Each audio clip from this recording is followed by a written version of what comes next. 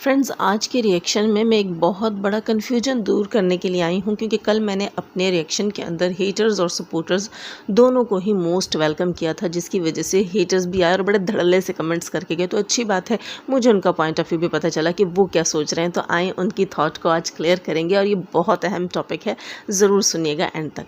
सबसे पहले अपने रिएक्शन का बाकायदा आगाज़ करते हैं। अस्सलाम वालेकुम फ्रेंड्स, कैसे हैं आप सब? अल्लाह ताला से दुआ है कि आप सब खैरियत से हों। चैनल पर जो लोग नए हैं तो प्लीज़ सब्सक्राइब ज़रूर कर लीजिएगा और मेरे सब्सक्राइबर्स का हमेशा की तरह बहुत बहुत शुक्रिया।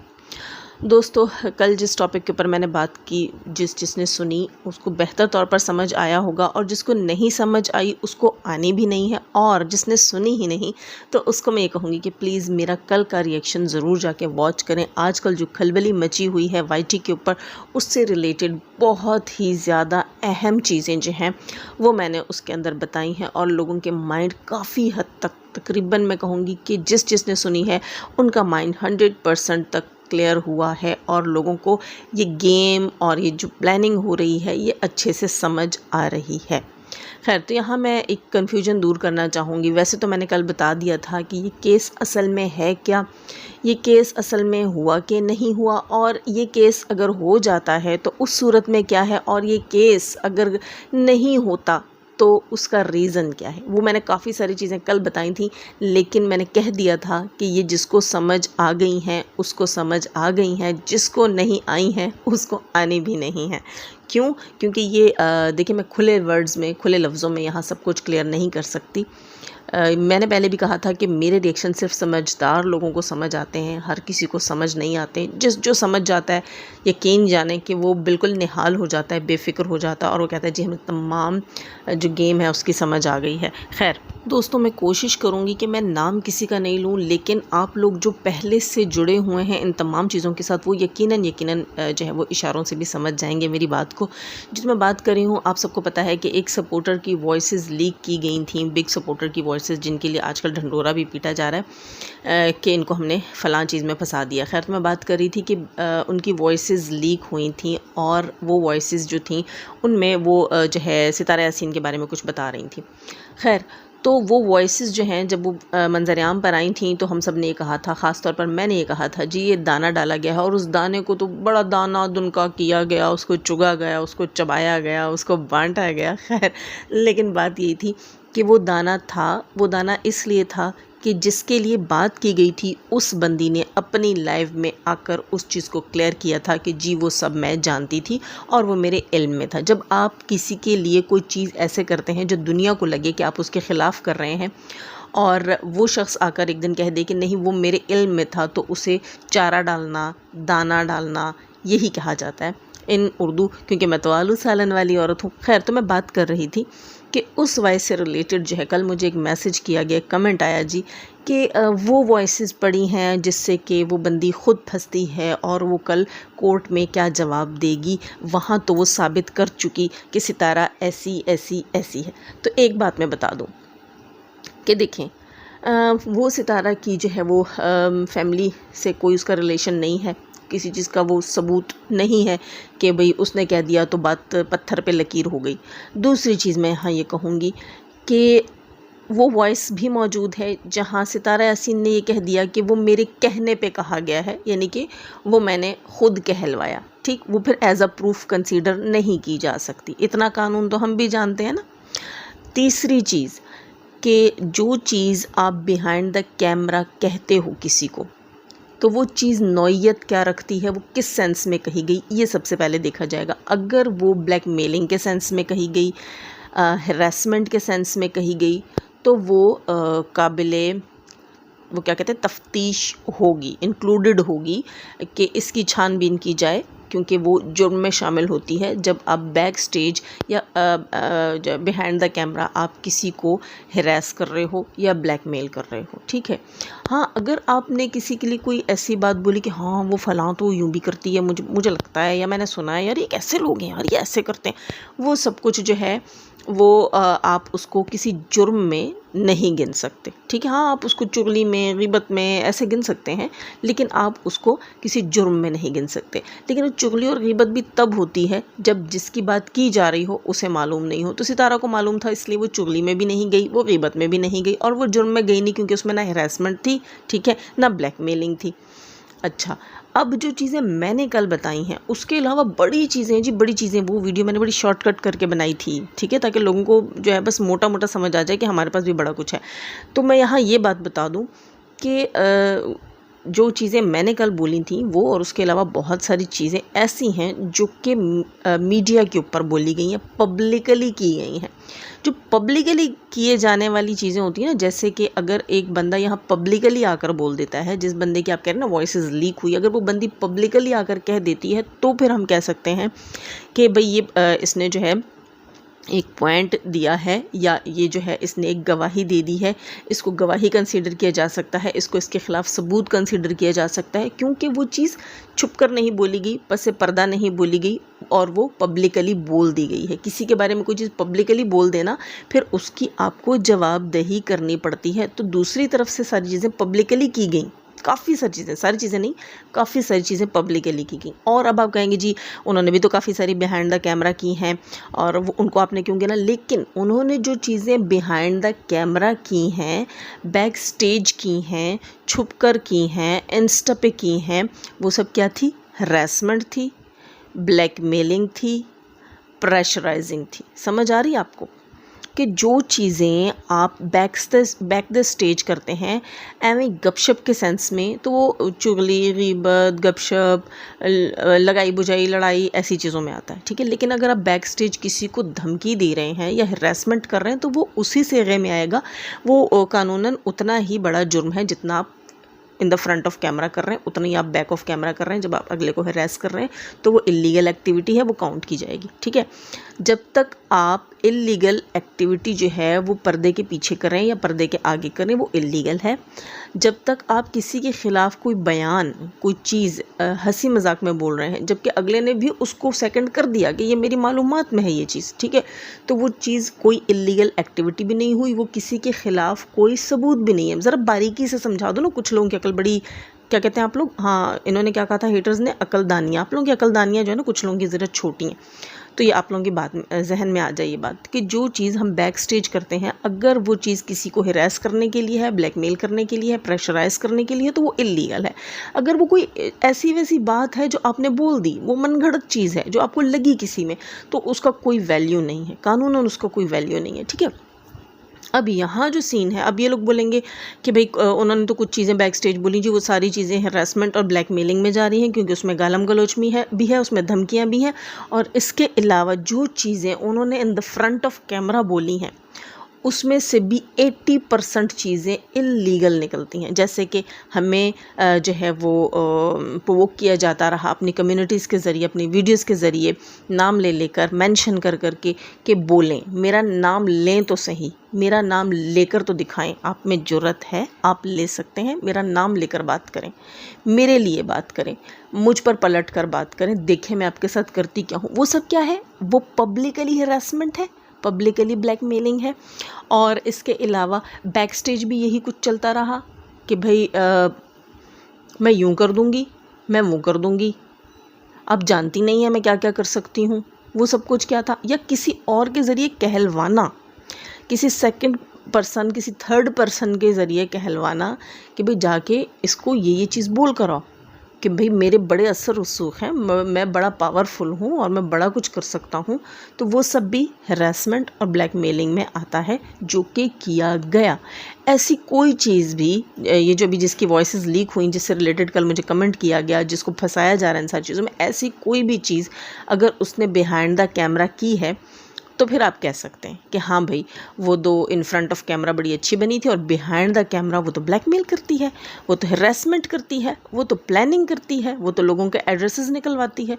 आप लोग इस चीज़ को समझकर और सोचकर काम कीजिएगा कि हर चीज़ एविडेंस नहीं होती, हर चीज़ इल्लीगल एक्टिविटी नहीं होती, ठीक है। एक सिंपल बात में और एक हरासमेंट में बिहाइंड द कैमरा फ़र्क होता है, और एक सिंपल बात में और एक हरासमेंट में in the front of camera फ़र्क होता है। समझ आ गई आपको?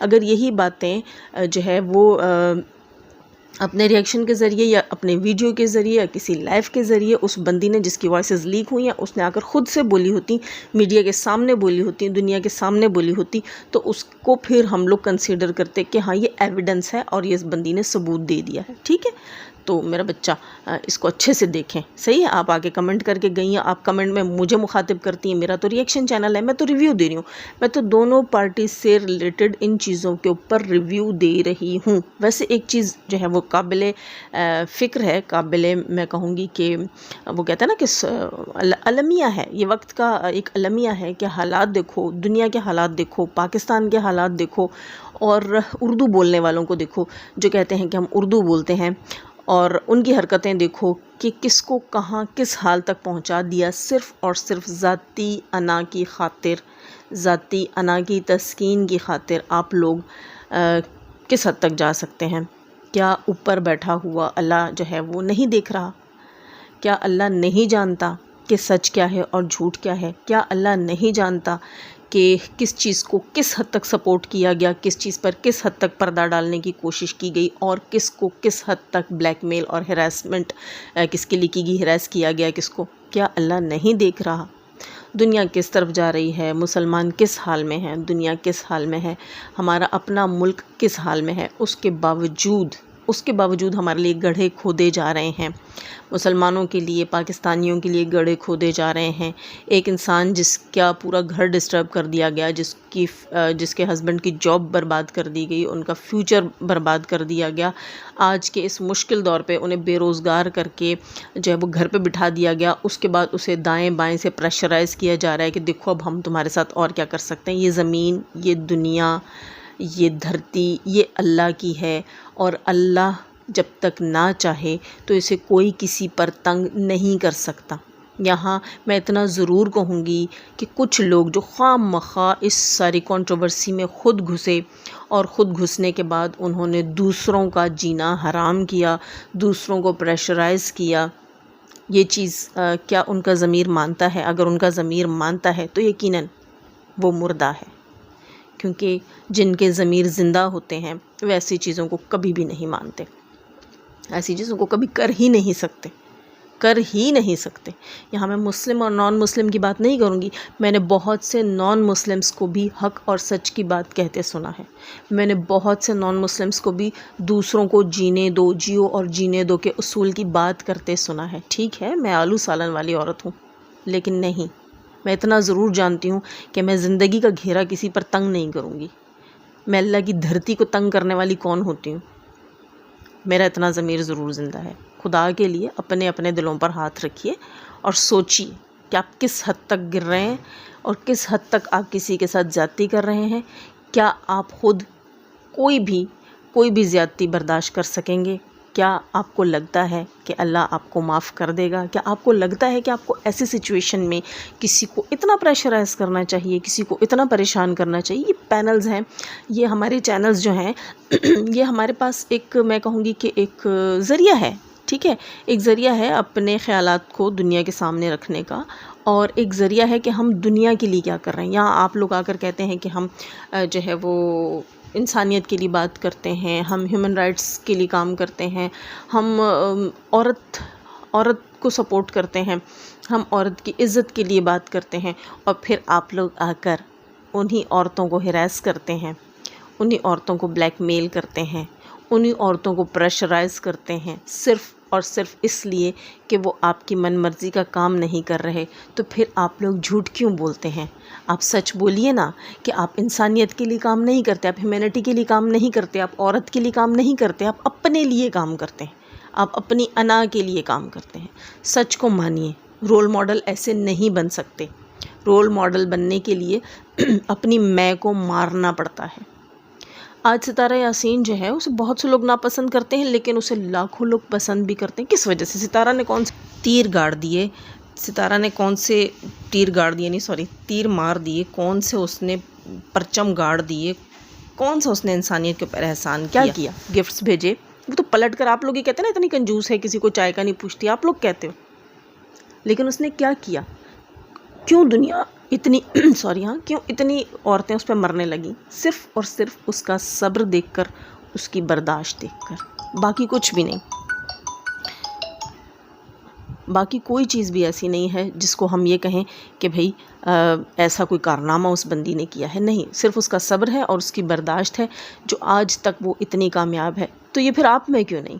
फिर आइडियलाइज़ किसको किया जाए? बकौल आपके सितारा यासीन जो है वो ढोंगी है, उसने झूठ किया है, उसने सौतन का झूठ किया है, उसने सब्र का झूठ किया, उसने ये किया, उसने वो किया, उसने जो भी किया हम नहीं जानते सच क्या है झूठ क्या है, लेकिन उसने लोगों के दिल जीते। लोगों का दिल जीतने के लिए आपको सब्र करना पड़ता है, आपको अपनी मैं को मारना पड़ता है, आपको कुर्बानी देनी पड़ती है। कई बार आपको अपनी सेल्फ़ रिस्पेक्ट की कुर्बानी देनी पड़ती है। बहुत बहुत सारी चीज़ों की कुर्बानी मांगती है ये कामयाबी। आप लोग कहते हैं नहीं, हर बंदा खड़े हो हमें सल्यूट करे वजह बेवजह, तो क्या होगा? आप लोग दूसरों को वक्ती परेशानी दे सकते हैं, लेकिन क्या आपके पास गारंटी है कि कुदरत आपको दायमी परेशानियां नहीं देगी? क्या आपको ये लगता है कि ये दुनिया कभी ख़त्म नहीं होगी, आपकी ज़िंदगी कभी ख़त्म नहीं होगी, या आपका क़यामत पे से और यौम जज़ा व सज़ा पे से ईमान उठ गया? ये तो बताइए। खैर दोस्तों, मेरी बातें कड़वी होती हैं, लेकिन सच सच होता है, भले से कड़वा क्यों ना हो। हमारी किसी के साथ कोई पर्सनल दुश्मनी नहीं थी, ये आप सब जानते हैं। हमने यहाँ आकर किसी को बेवजह सपोर्ट नहीं किया, ना किसी की इज़्ज़त की जो है वो धज्जियाँ बिखेरी हैं। हमने हमेशा यही कहा है कि या तो चीज़ों को लीगली लेकर जाओ, नहीं ले जा सकते तो इस्लाम का और पाकिस्तान का नाम ख़राब मत करो। अपने अपने घरों में अपने मामले सुलझाओ। ये सोशल मीडिया है, ये अगर आपके हाथ में आ गया है तो इसका गलत फ़ायदा मत उठाओ। अपने और अपनी फैमिली की सपोर्ट के लिए इसके ऊपर अच्छा काम करो। ये आपके घरेलू दुखड़े और घरेलू लड़ाइयों को जो है ना दुनिया के सामने शो करने की जगह नहीं है। ये बात हमने पहले दिन से रखी और हम आज भी रख रहे हैं। लेकिन अगर इसकी सज़ा मिल रही है तो ऊपर बैठा हुआ है सज़ा जज़ा का मालिक, वो नाहक और हक सबको जानता है। वो देकर भी आज़माता है, वो लेकर भी आज़माता है। तो खैर है, इसे हम अपने रब की आज़माइश समझेंगे। और एक बात याद रखिएगा दोस्तों कि होने को कोई भी नहीं टाल सकता, ठीक है ना? और जो होता है वो हमेशा अच्छे के लिए होता है। तो हर चीज़ को बर्डन मत समझा करें। ऐसी चीज़ें जो उतार चढ़ाव लाइफ में आएँ उनको भी पॉजिटिव लिया करें, तो इंशाल्लाह आपके नसीब में पॉजिटिविटी ही आएगी। जब इंसान ज़िंदगी में इतनी स्ट्रगल्स करता है, इतनी सारी अचीवमेंट्स हासिल करता है, उसके बाद वो छोटी छोटी चीज़ों के ऊपर अपना नाम मेरा ख्याल से तो नहीं ख़राब करता। अपना बहुत सारा ख्याल रखिएगा। लाइक करके जाते हैं, करके जाइएगा। नए हैं तो सब्सक्राइब कर ही दें, किस बात का इंतज़ार है। जाने से पहले हमेशा की तरह दुआ, अल्लाह ताला हमें आसानियाँ अता फ़रमाए, आसानियाँ बांटने की तौफ़ीक अता फ़रमाए और शैतान से मर्दों और औरतों से रखे हमें, हमारे चैनल्स, हमारे पैनल्स और हमारी फैमिलीज़ को महफूज। आमीन सुम्मा आमीन। और हमारे मुल्क के हालात को भी अल्लाह ताला बेहतर करे और तमाम मुसलमानों के अल्लाह ताला हालात को बेहतर करे, तमाम इंसानियत पर अल्लाह ताला रहम करे।